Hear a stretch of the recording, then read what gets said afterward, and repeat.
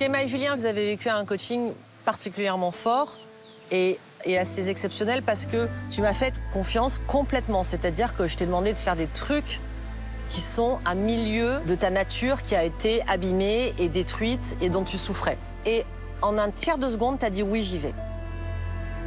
Ça t'a demandé certainement un effort incommensurable, mais je ne l'ai même pas vu. J'ai assisté littéralement à une transformation. Comment tu l'as vécu, toi, de l'intérieur?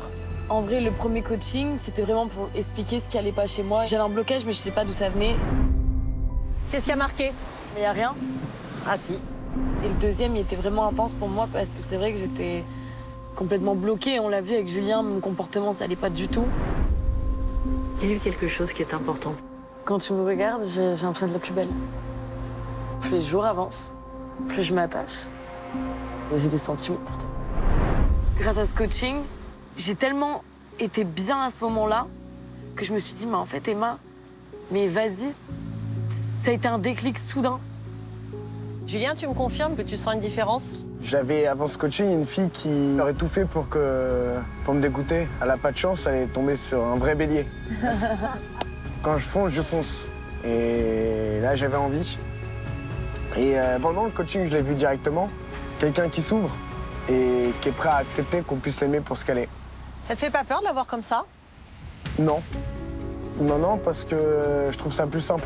J'ai moins besoin de lui prouver les choses. J'ai l'impression qu'elle a confiance en moi, donc c'est un poids que j'ai en moins que j'avais avant ce coaching. Est-ce que vous pouvez vous lever tous les deux?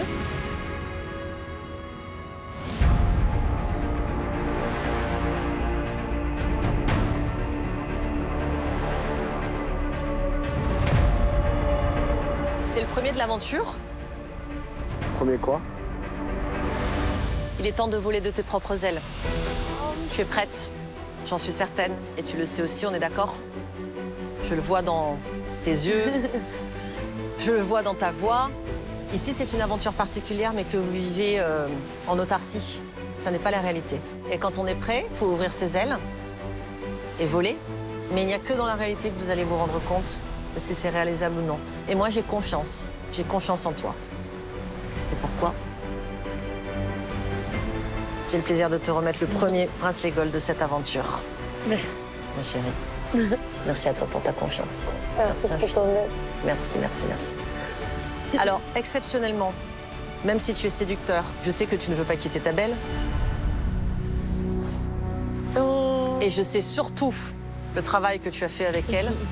Tu mérites aussi un bracelet gold. T'en as pas un comme ça, toi. Mais là, je peux même pas rigoler parce que je suis dégoûté parce que je viens de comprendre que tu vas partir. C'est une bonne et triste nouvelle à la fois, je sais. C'est une bonne nouvelle, mais j'ai des boules graves en fait. Là. Au fond de moi, je suis pas bien en fait.